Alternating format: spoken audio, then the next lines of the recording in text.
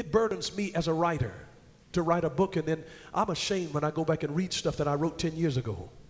Because when I look at it, I think of so many other things that I could have said and how I could have said this better and how I could have added this content to it. Because art is never finished, it's only abandoned. And even when I write something today and when I send it to the press and I said, okay, let's go to press, I realize that 5 years down the road, because I will have grown, I could have made it better. But if I waited for the perfection of it, I'd never do it. And that's why art is never finished, it's only abandoned. I mean, after you've done the best that you could, after when you grow, when you develop, after you've been in it for some years, you go back to it and you see how, man, I could have made this so much better. You cook stuff, you finish, and you tasted it. I could have added a pinch more of this, and if I just had a little more of that, you could, because it's an art, and it's never finished, it's only abandoned. And what God does in us, He's creating a magnum opus, what's called a great work. And your great work is not just one thing. Your great work is a portfolio of things, of all of the things that God has graced you to do. Part of your magnum opus is what you did in the corporate world. It's what you did in your professional life. But part of your magnum opus is also helping to raise a child that you didn't give birth to. Speaking into this person's life. That goes into it, serving here in a volunteer capacity, doing this in another capacity. It's actually all of these things. It's going out and witnessing for Jesus. That's a part of your magnum opus.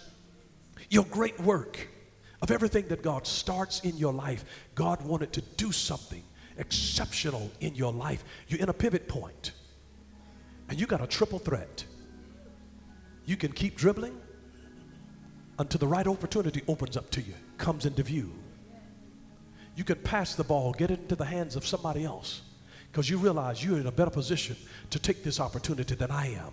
Sometimes you just pass the ball, and other times you got to say, now is my season. It's now or never. It's do or die.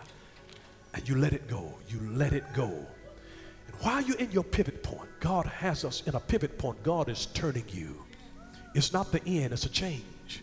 It's a brand new chapter. It's a new chapter, and God's writing a fascinating story in your magnum opus, your great work that you're called to do in life.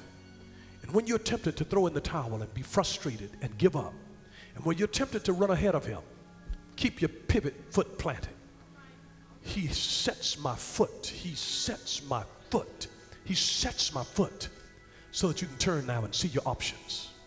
Turn and see your options. Don't just jump into something. Turn and see your options. Turn and see your option. Keep it planted. Trust but verify. Turn and see your options. Trust but verify. Turn and see your options. Trust but verify. Turn and see your options, because there's a magnum opus. There's a great work that God is in the process of right now in your life. And if you just trust Him, allow God while you're in a pivot. Because some of you are in situations where contracts and jobs and relationships and even through death, you've come to the end of something and you've lost some stuff. And now you wonder, God, what am I supposed to do now? And you realize that my zeal for this has changed. My passion for this has changed. It's not the end of your life. It is the end of that chapter. But turn the page, pivot, pivot, pivot, because there's a whole new story that God wants to write in your life. This is a time of a new beginning. Every pivot is a new beginning. And it means new relationships. It means new resources. It means new opportunities. It means new life lessons that are going to be learned, new experiences, new blessings. There's new favor that you're going to find in your life, new grace that you're going to find in this new pivot. There's going to be brand new opportunities that God is making available to you. This is your time. This is your season. You're in a pivot right now. You're in a pivot point. You're in a pivot point. You're in the backside of the desert. You've been serving again. You wonder, God, what am I supposed to do now? What am I supposed to do now? I just feel, I so sense that God is up to something for the people of God. He's so up to something. And let me just tell you, this one, I'm telling you, is going to outdo everything He's ever done in your life. He's not taking you backwards. You know more now than you've ever known all the days of your life. You're postured in position to be able to thrive and succeed now than you ever have all of the days of your life. You're in a situation now where he's planted your foot now. He's planted your foot. You know that I shouldn't move because I'm grounded. I got to be rooted and grounded in this thing. I am anchored in the Lord. I'm anchored. This is my anchor. That's only so far that I'm going to go. I can go here and I can go there. I've got a little bit of leeway, but I'm on a leash. There's a peg that's got me connected there so that I don't get lost in my own self, in my own selfish ambition. I'm committed to you, Jesus Christ. I love you. You're the Lord of my life, and you have anchored my foot. You have set my foot. You've set my foot with assurance so that my foot doesn't slip and my soul be lost. You've set my foot. You got to set my foot. Don't let anybody else move your foot when God has set your foot. Just pivot and see what the Lord. Find the direction of the wind. Find the direction of the wind and say, God, which way are you blowing in this season in my life? Because I want to move with you. That every time that you move by your spirit, I want to move with you, God. I want to flow with you, God. I want to roll with you, God.